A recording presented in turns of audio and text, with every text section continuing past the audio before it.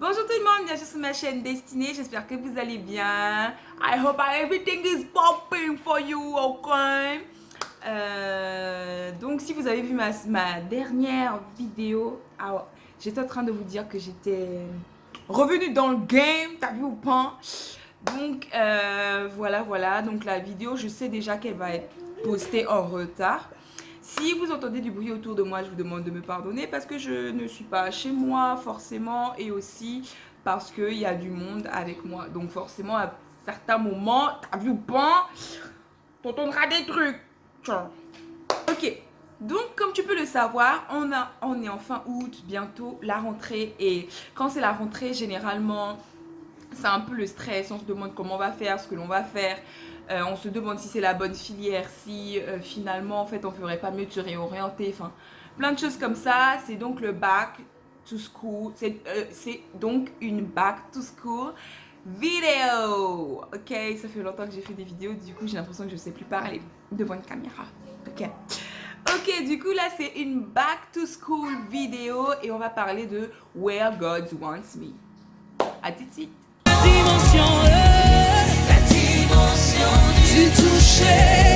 Ok, pour commencer, donc on va se baser, donc le verset de la semaine, vous avez vu sur la dernière vidéo, c'est donc Jérémie 33:3, ok?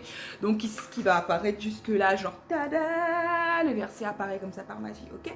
Ensuite, donc le verset que l'on va avoir, on va avoir trois versets de base, trois passages de base dans lesquels je vais parler, sur lesquels je vais m'appuyer pendant la vidéo. Et le premier se trouve dans Exode 31 du verset 3 au verset 6. Oh les gars, j'ai une nouvelle Bible. Oh, look at it. Oh là là. C'est même rouge. Oh là là, ouais. Je la trouve trop belle, ma Bible. Ok, bon, bref. Donc, Exode 31, verset 3 à 6 dit: je l'ai rempli de l'Esprit de Dieu, de sagesse, d'intelligence et de savoir pour toutes sortes d'ouvrages. Pour toutes sortes d'ouvrages. Ok. Je l'ai rendu capable de faire des inventions, de travailler l'or, l'argent et les reins, de graver les pierres et enchâsser, de tailler le bois et d'exécuter toutes sortes d'ouvrages. Ok. Donc ça, c'est le premier dans Exode 31, 3 à 6. Ensuite, dans Éphésiens 2, verset 10 qui dit: car nous sommes son ouvrage, ayant été créés en Jésus-Christ pour de bonnes œuvres que Dieu a préparées d'avance afin que nous les pratiquions. Ok? Et le troisième passage que l'on va avoir dans la vidéo, c'est Éphésiens 3:20 qui dit: or à celui qui peut faire par la puissance qui agit en nous infiniment au-delà de tout ce que nous demandons ou pensons. À la suite, c'est dit: à lui soit la gloire dans l'Église et en Jésus-Christ dans toutes les générations au siècle des siècles. Amen. Donc là, j'ai mes notes avec moi pour pas trop me disperser. En général, quand on va à la fac ou quand on veut choisir une filière pour la première ou la terminale au lycée, on fait un peu en fonction de ce que disent les parents, en fonction de ce que disent les profs, en fonction de ce que dit l'entourage, mais par moment, on ne prend pas forcément en compte ce que Dieu veut. Et tu peux être là, genre non chrétien, et regarder cette vidéo et te dire: ouais girl, tu parles de Dieu, mais moi je suis pas trop chrétien en fait.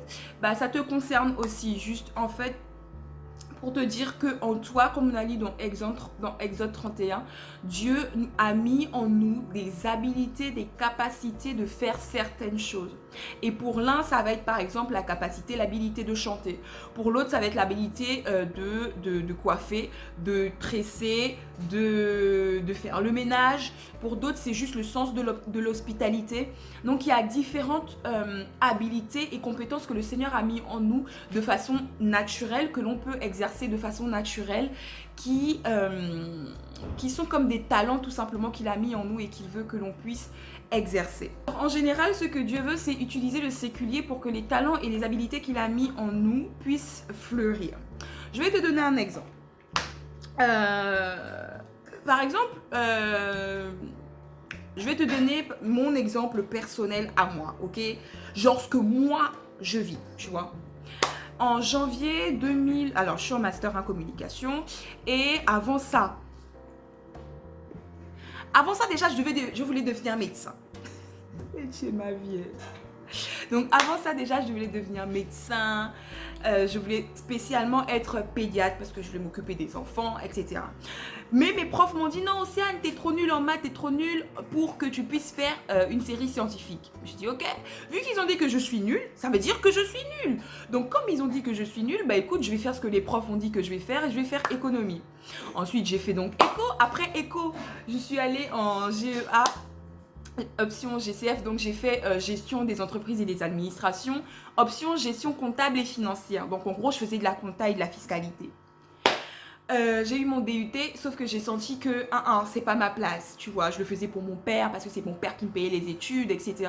Et beaucoup sont dans cette phase de parce que c'est mon père qui me paye les études, parce que c'est mon père qui fait ça ou ça dans ma vie. Je vais faire ça juste parce que c'est lui qui me paye les études, alors que c'est pas la bonne approche. Parce que même si c'est ton père qui te finance quelque chose, il faut que tu fasses ce qu'il te plaît. Il faut pas que tu puisses faire des études et qu'un jour en fait, t'en es juste marre et que tu te lèves le matin parce que, écoute, t'es juste obligé de te lever le matin pour aller travailler.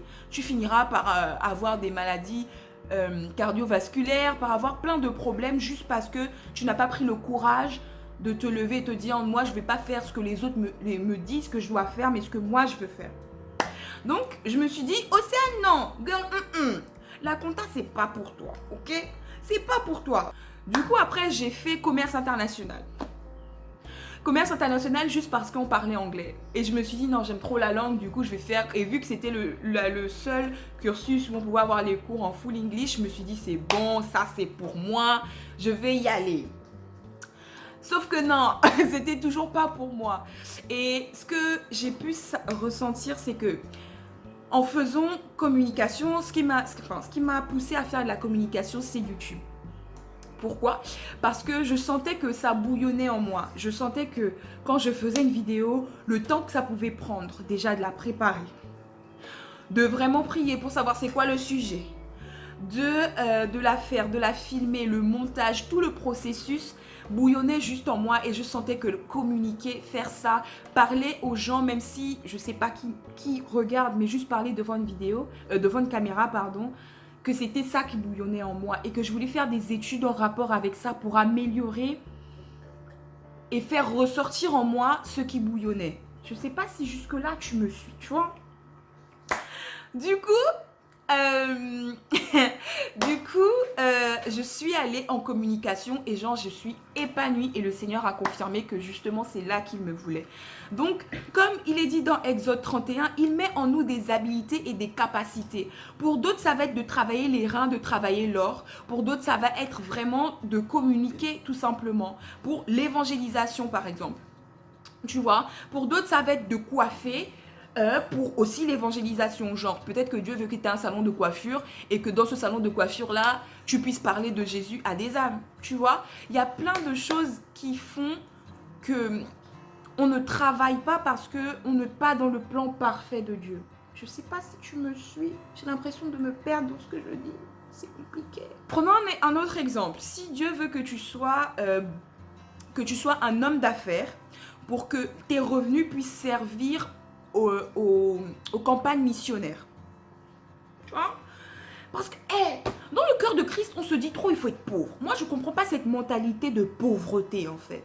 Non, tu te dis, non, mais il faut être humble. Si tu as trop d'argent, si tu as trop de biens, si tu as une voiture qui est un peu high-tech, c'est pas bien. Parce que tu comprends, tu es chrétien. Donc, il faut être humble. Mais non, attends, Dieu t'a donné l'intelligence. Il t'a donné ce qui est, il t'a donné son intelligence. Déjà, l'intelligence de Dieu, c'est de chercher Dieu. Dieu dit dans sa parole que celui qui me cherche est celui-là qui est intelligent. Il est dit dans Proverbe. Maintenant, l'intelligence de l'homme, c'est quand tu sais que 1 plus 1, ça fait 2. C'est différent, ok? Donc, Dieu te donne cette capacité, l'intelligence à la fois humaine et son intelligence à lui de le craindre, afin que quand il te donne des biens, tu puisses jouir de cela sur terre. Quand tu seras au paradis, tu n'auras pas ta Range Rover. Moi, j'ai dit, par la grâce de Dieu, j'aurai ma Range un jour. Ok? Quand tu seras au ciel, tu n'auras pas ta maison à 2 étages. Imagine, Dieu te permet d'avoir des sous, d'être un homme d'affaires. Tu as une maison à 2 étages et tu accueilles des sans-abri. Des sans-abri qui en eux ont ce fardeau de l'évangile, mais qui ne le savent pas encore. Tu vois? Et Dieu utilise cela pour que tu puisses abriter des personnes, par exemple.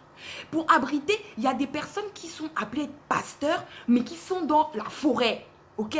Qui dorment dans des véhicules. Et toi, tu as cette grâce, ok? D'avoir de l'argent, d'avoir des moyens afin que tu puisses accueillir des gens chez toi, pour les aider tout simplement à fleurir dans leur ministère. Donc arrêtons cette mentalité de pauvreté, de dire non parce que je suis chrétien, je vais m'arrêter au petit niveau, alors que Dieu était Dieu d'excellence. Il dit même dans sa parole, quand on te demande 1000, fais-en 2000. Ok. Pardon. Fais-en 2000, ok. Donc arrêtons cette mentalité de fausse humilité. Parce que en vrai, ça c'est attrister le Saint-Esprit. Alors qu'il veut te donner plus, tu es là en mode non, mais tu comprends, je préfère juste la maison, le petit studio. Alors qu'il veut te donner une vraie maison, non, mais tu comprends.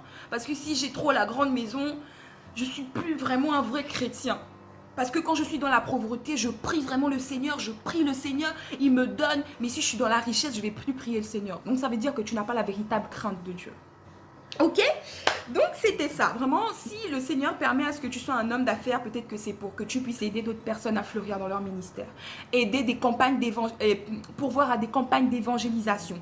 Et pour ça, qu'est-ce que le Seigneur va permettre à ce que tu fasses? Que tu fasses des études de comptabilité, que tu fasses des études de gestion, afin que ce que tu acquiers puisse te permettre de œuvrer dans le corps de Christ.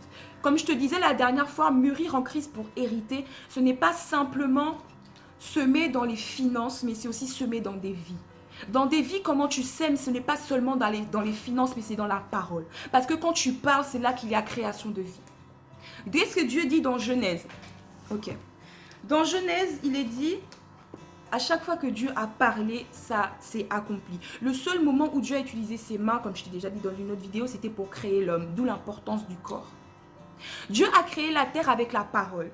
D'accord? Mais pour te créer, toi, il s'est sali les mains, il t'a façonné. Donc, tu vois l'importance de ton corps. C'est pour ça que ton corps, tu ne peux pas faire n'importe quoi avec. Ok? Donc, vraiment, semer dans la vie de quelqu'un, ce n'est pas juste dans les finances, mais c'est aussi dans la parole. C'est pour ça qu'il faut que tu réalises que quand tu dis à quelqu'un que Dieu te bénisse, ce n'est pas juste une salutation, parce que j'ai l'impression que dans le corps de Christ, ça devient une salutation. Non, mais ça va, mon frère? Oui, ok, au revoir, que Dieu te bénisse.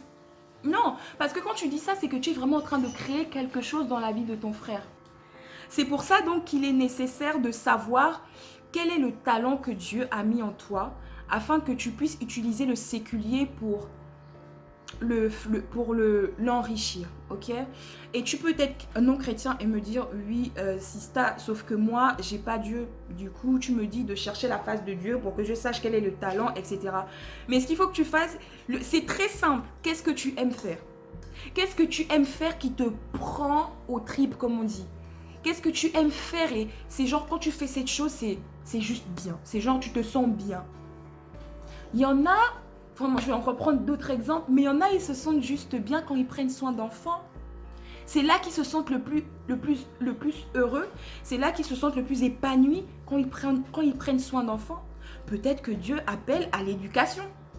Tu vois ce que je veux dire? C'est juste que Dieu dit la nature ne vous enseigne-t-elle pas? C'est naturel. Ce qu'il y a en toi qui est naturel, que tu sais faire. Que tu sais faire.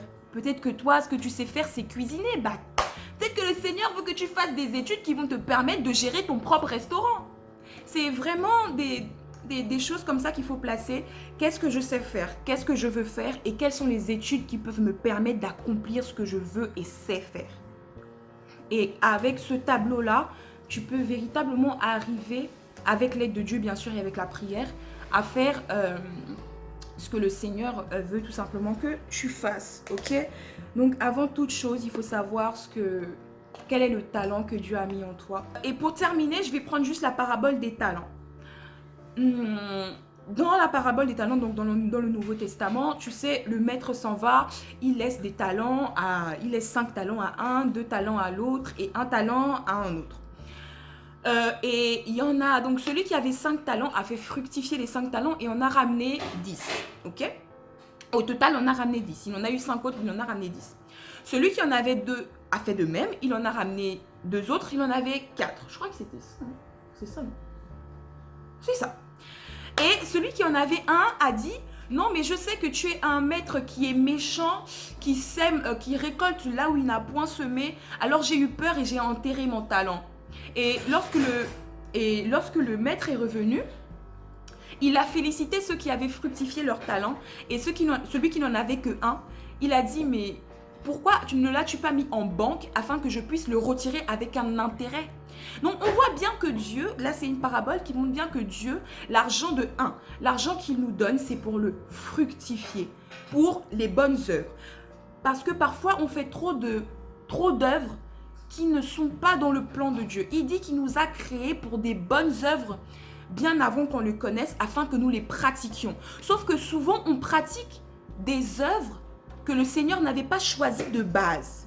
Ce qui fait que on n'est pas dans son plan et qu'on n'accomplit pas sa volonté. Tu vas rentrer au ciel, gloire à Dieu, c'est bien, tu es rentré au ciel parce que tu as cru au Seigneur, tu t'es baptisé, mais tu n'as pas fructifié ce qu'il t'a donné.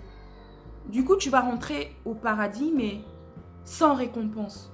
Tu vois, c'est triste. C'est triste d'avoir connu le Seigneur, mais que tu ne puisses pas avoir des récompenses dans le ciel parce que tu t'es limité. Parce que tu as dit non, je connais mon maître et je sais qu'il est comme ça, alors je ne fructifie pas. Ça veut même dire que tu as même une mauvaise connaissance de qui est ton maître. Si tu as une bonne connaissance de qui est Dieu, tu saurais que ce que Dieu te donne, il veut que tu le fructifies pour prendre soin de ton prochain. Ok?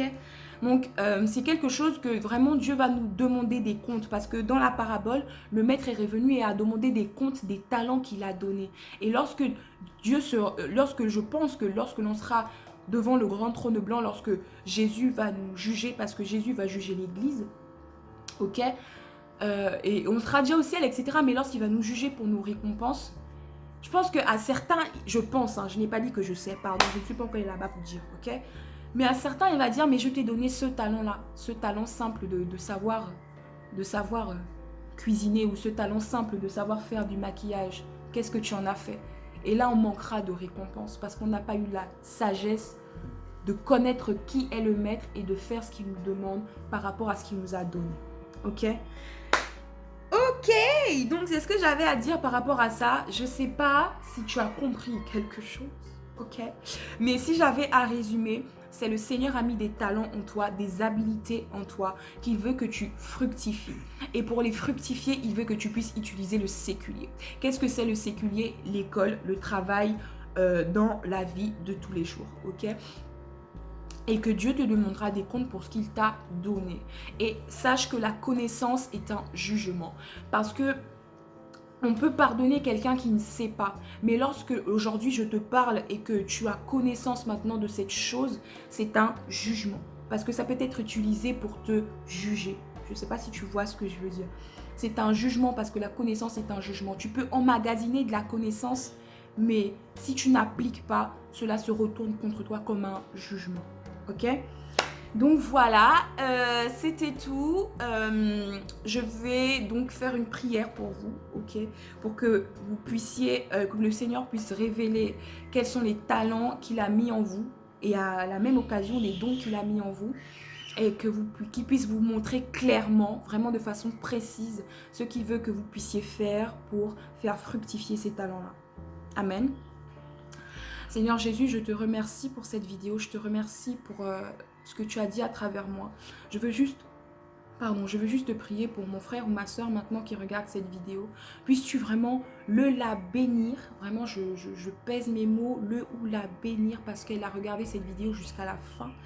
Et vraiment, je prie, Seigneur Jésus, que tu puisses tout simplement révéler à mon frère ou à ma soeur quel est le talent qu'il a en lui, que tu as mis en lui.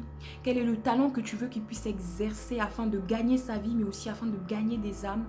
Et que tu puisses lui montrer clairement, Seigneur Jésus, comment faire pour arriver à atteindre cette dimension que tu veux. Comment faire pour arriver à fructifier ces talents et ces dons que tu as mis en lui ou en elle. C'est en ton nom précieux que j'ai prié, Jésus-Christ. Amen.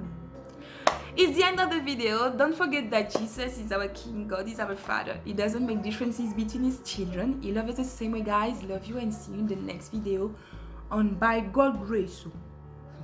By God's Grace. Next Friday. Peace out.